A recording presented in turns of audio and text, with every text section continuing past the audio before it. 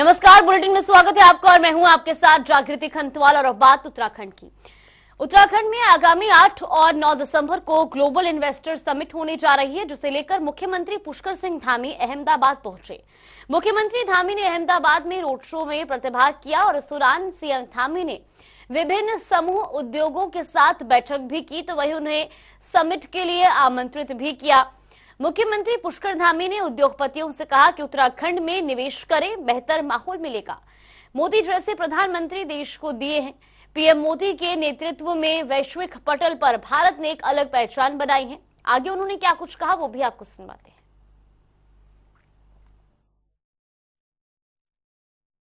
जब सामर्थ्यवान हो जाए, सामर्थ्य आ जाए, अपने अंदर भगवान इतनी शक्ति दे दे, सामर्थ्य दे दे, तो उसके बाद कर्म करना। तो मैं आप सबसे कह सकता हूं, कर्म करने के लिए, आगे निवेश करने के लिए, उद्योग समूह में काम करने के लिए, व्यापार जगत में काम करने के लिए उत्तराखंड भी एक आपके लिए सेफ डेस्टिनेशन है, एक ऐसा डेस्टिनेशन है। और ये तभी होगा, देखिए, अगर मैं आपके बीच में आया हूं तो मुझे ऐसा लगता है मैं बहुत भगवान को मानने वाला हूं, मैं ईश्वरवादी हूं। मैं जानता हूं कि इस दुनिया में, इस धरा में एक पत्ता भी हिलता है, एक कण भी इधर से उधर होता है, तो बिना ईश्वर की इच्छा के बिना नहीं हो सकता। अगर मैं आपके पास आया हूं तो मैं निमित्त बना, ये बना, हम लोग इन्वेस्टर सबमिट कर रहे हैं, आप सबको आमंत्रित करने के लिए आ रहे हैं, लेकिन ये तय मानिए कि आज आपसे मिलना, आप सबको आमंत्रित करना, ये भगवान ने ही तय किया था। इसलिए मैं आप सबके बीच में आया हूं। तो मैं आपसे कहना चाहता हूं कि उत्तराखंड आप क्यों आए। देखिए, बहुत लंबा मैं नहीं बोलना चाहता, आप सब लोग बहुत देर भी हो गई और लगभग 1 घंटा, सुधांशु जी कितना 1 घंटा लेट हो रहे, लगभग एक है आधे घंटा डिले। देखिए, उत्तराखंड में अपार संभावनाएं हैं। कितने स्थान है जहां गंगा जी है, यमुना जी है, पिंडर है, शारदा है, महाकाली है, सरयू है, गोमती है, इतनी सारी नदियां लगातार प्रभावमान है।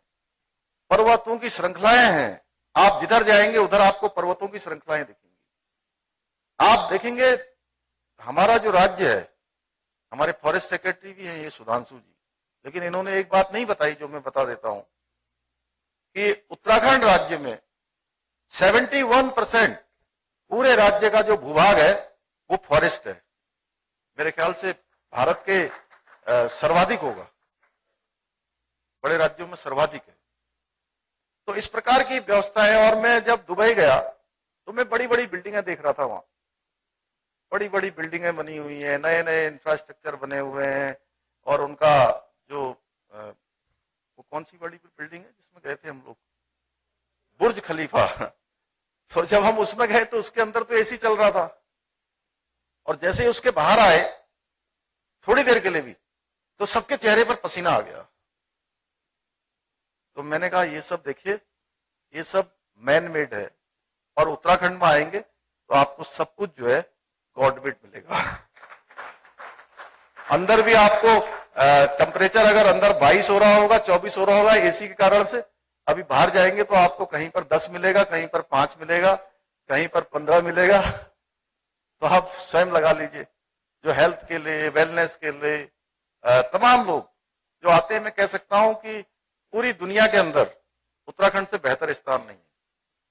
और मुझे ये भी बताया है कि जो अहमदाबाद से दिल्ली की, वो अहमदाबाद से जो देहरादून की फ्लाइट चलती है, वो फ्लाइट हमारे यहाँ की चलने वाली सबसे पुरानी फ्लाइट है। और मुझे तो लगता है कि अभी एक फ्लाइट चल रही है, हमको बहुत जल्दी निवेदन करना पड़ेगा भारत सरकार से, airport of authority of India से, कि आप जो है उत्तराखंड में देहरादून से अहमदाबाद की 2 फ्लाइट चलाइए, 3 फ्लाइट चलाइए। धीरे धीरे कितने लोगों का आना जाना हो रहा है।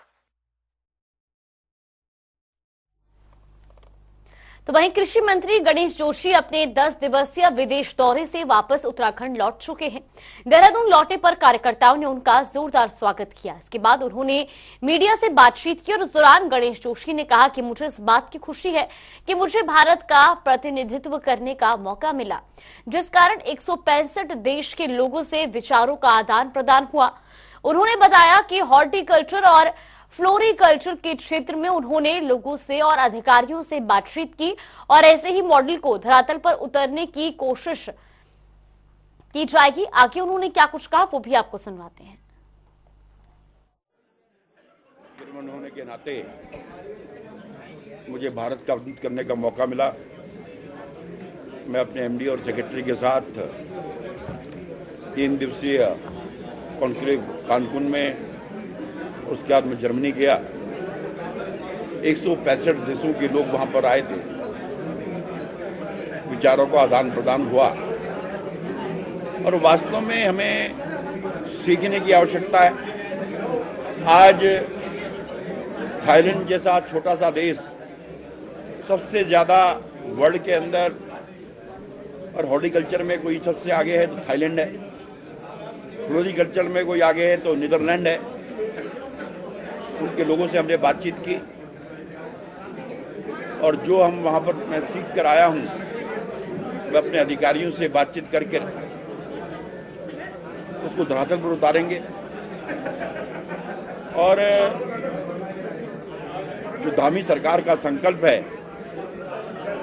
कि 2025 में जब राज्य 25 साल का होगा, देश के अग्रणी राज्यों में एक होगा, उस दिशा में हम काम कर रहे हैं।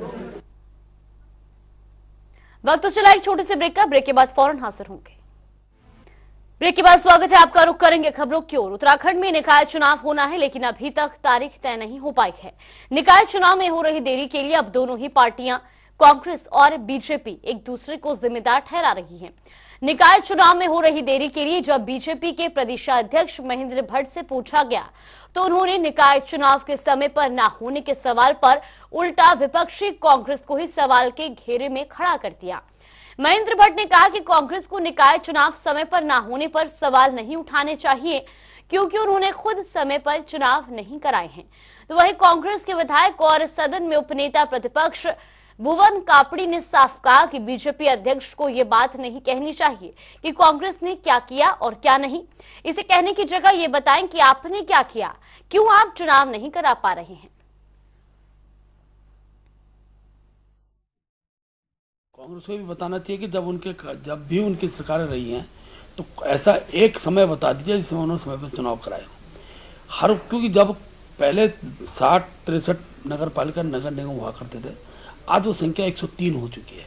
नए नगर निगम बनते हैं, नई वार्ड बनते हैं, नया क्षेत्र जुड़ता है, तो स्वाभाविक रूप से उसका सीमांकन हो, उनका अंदर रिजर्वेशन का विषय हो, मतदाता सूची हो, इसके अलग समय लगता है। जब भी निर्वाचन आयोग चुनाव घोषित करेगा हम लोग चुनाव के लिए तैयार। देखिए, भारतीय जनता पार्टी के लोगों को पहले तो ये राय देना चाहूँगा कि आप हमेशा अपनी बात करिए कि आपने क्या किया, आप क्या कर रहे हैं, कांग्रेस ने क्या किया क्या नहीं किया। अगर यही बताना है तो इस देश में तो जो सब कुछ हो रखा वो कांग्रेस ने किया।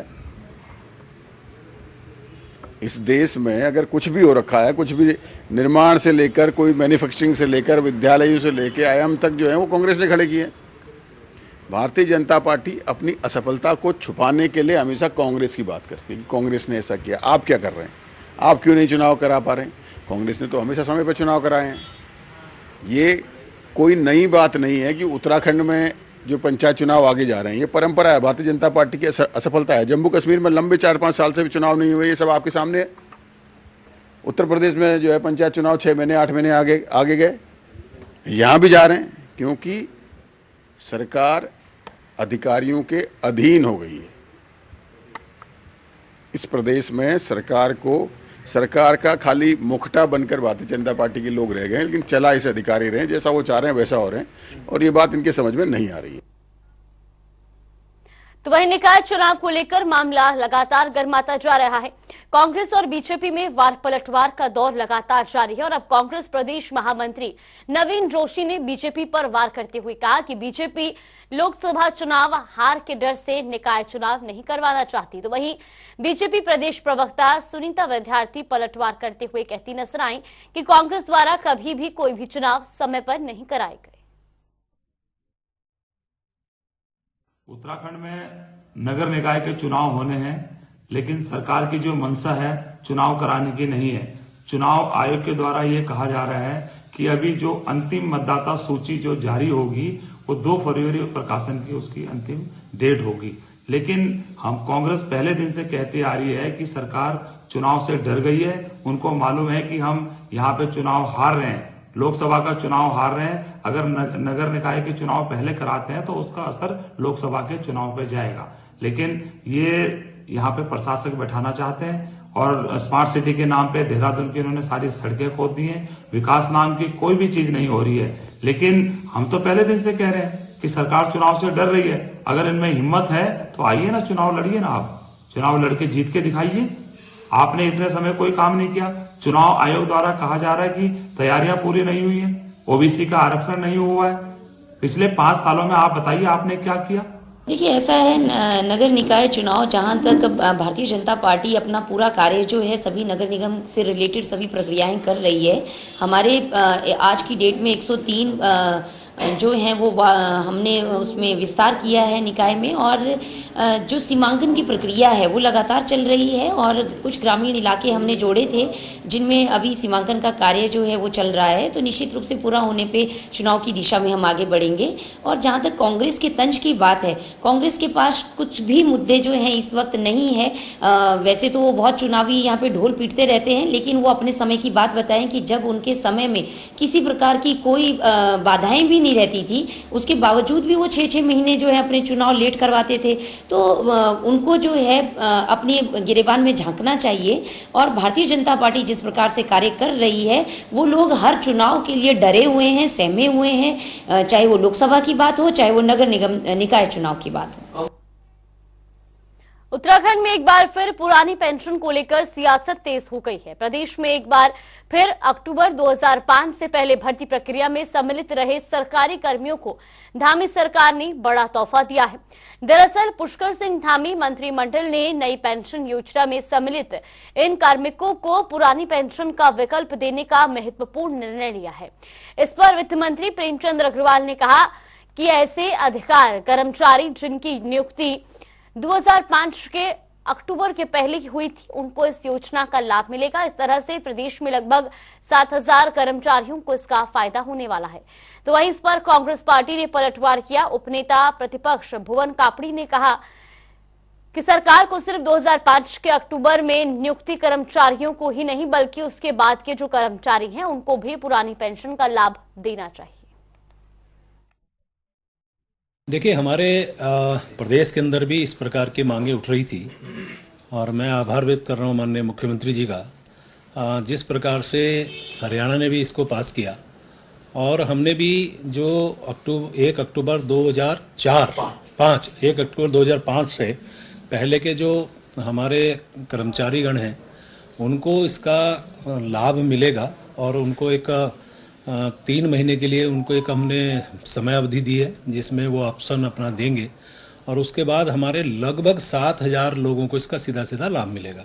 यानी कि हमारे वो लोग भी इसमें आच्छादित होंगे जो लगातार इसकी मांग भी कर रहे थे, और सरकार ने उस पर अपना एक बहुत बढ़िया एक अच्छा निर्णय उस पर लिया है। देखिए, अक्टूबर 2005 से पहले के कर्मचारी वो पहले से ही ओल्ड पेंशन का लाभ ले रहे हैं। सरकार इस बात को कहकर अपनी झूठी तारीफ कर रही है। बात वो है कि जो नियुक्तियां, जो विज्ञापन अक्टूबर 2005 से निकला, शिक्षा विभाग का एक बड़ा मामला है जिसमें अक्टूबर 2005 से रिजल्ट भी निकल गया। कुछ जिलों में आचार संहिता होने के कारण, अन्य कारणों से उनको नियुक्ति अक्टूबर 2005 के बाद नवंबर के पहले सप्ताह में या 10-15 दिन बाद दी गई।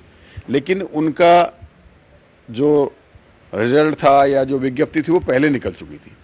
तो उन सब लोगों को पहले से ही सरकार ने पुरानी पेंशन का लाभ देना चाहिए था।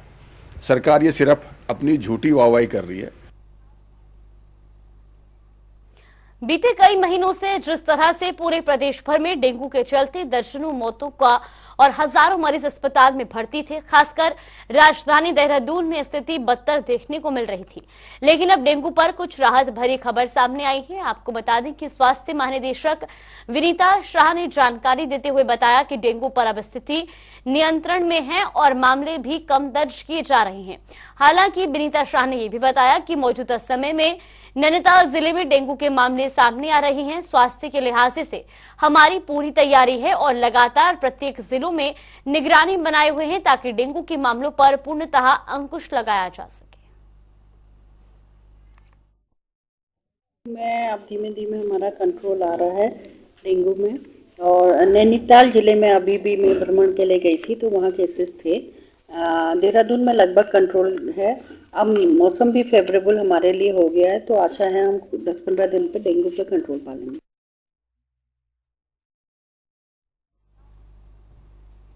देहरादून के डीएवी पीजी कॉलेज के प्राचार्य डॉक्टर के.आर. जैन ने अपने पद से इस्तीफा दे दिया है। इस्तीफा देने के बाद कॉलेज के प्राचार्य की कमान डॉक्टर एस.के. सिंह ने संभाली। आपको बता दें कि एस.के. सिंह को प्राचार्य का पदभार ग्रहण करने के बाद पूर्व प्राचार्य आर.के. जैन ने बुके देकर उनका स्वागत किया। तो वहीं संस्कृत के विद्यार्थियों ने संस्कृत श्लोक और मंत्रोच्चारण से अपनी नई प्रिंसिपल का स्वागत किया। वहीं एस.के. सिंह ने कहा कि डीएवी पीजी कॉलेज उत्तराखंड के सबसे प्रतिष्ठित कॉलेजों में से एक है। अपने नए पदभार का वो सम्मान करते हुए सदैव कॉलेज के हित और विद्यार्थियों के उज्जवल भविष्य के लिए प्रयासरत रहे।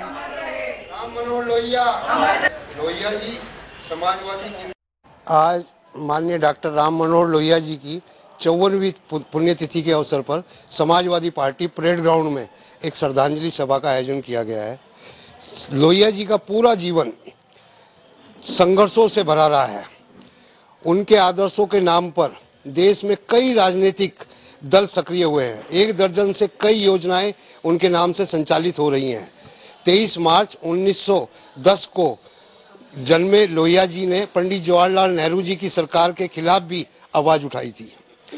लोहिया जी का जन्म काफी मुश्किलों और उतार चढ़ाव से भरा रहा।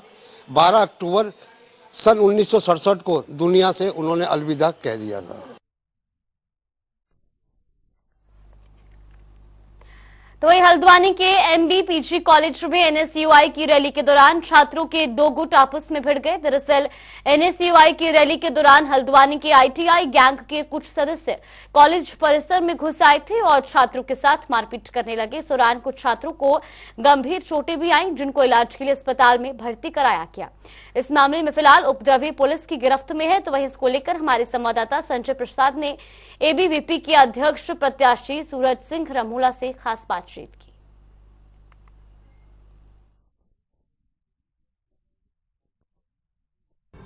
जुलूस के दौरान 2 गुटों के बीच में कुछ आपसी झड़प हुई।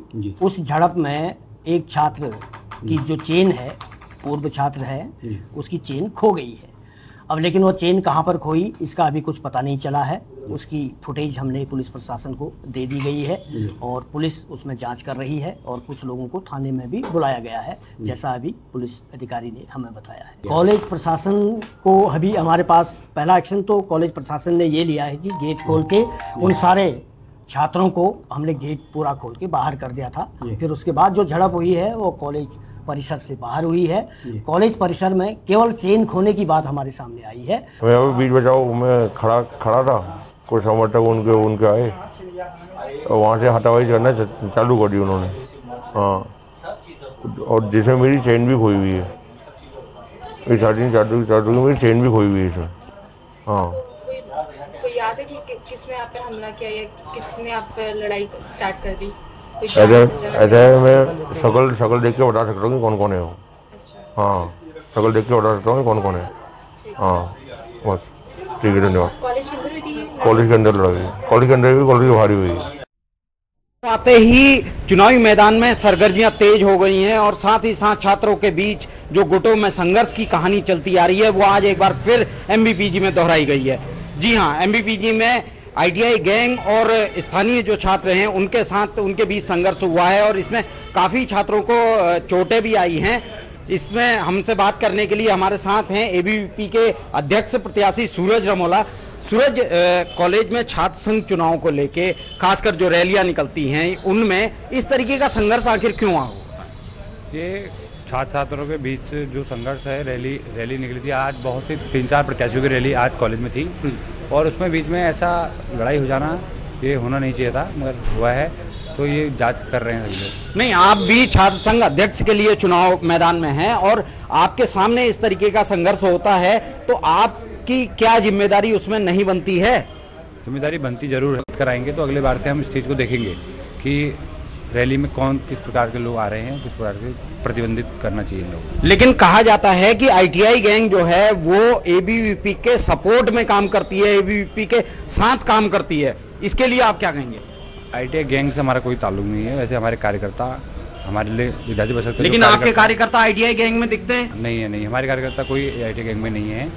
और हम लोग, हमारे कार्यकर्ता महाविद्यालय के छात्र हैं और छात्र छात्राओं लड़ाई करने के लिए कॉलेज में नहीं आते। तो क्या आप उनके खिलाफ, आईटीआई गैंग के खिलाफ कॉलेज में उत्पाद मचाने का और इसका मुकदमा दर्ज करवाएंगे? हमारा कोई विवाद ही नहीं हुआ है उनसे। आपके कॉलेज में विवाद हुआ है? आपके कॉलेज में संघर्ष हुआ है? वो प्रधानाचार्य चोटिल हुए हैं आपके छात्र?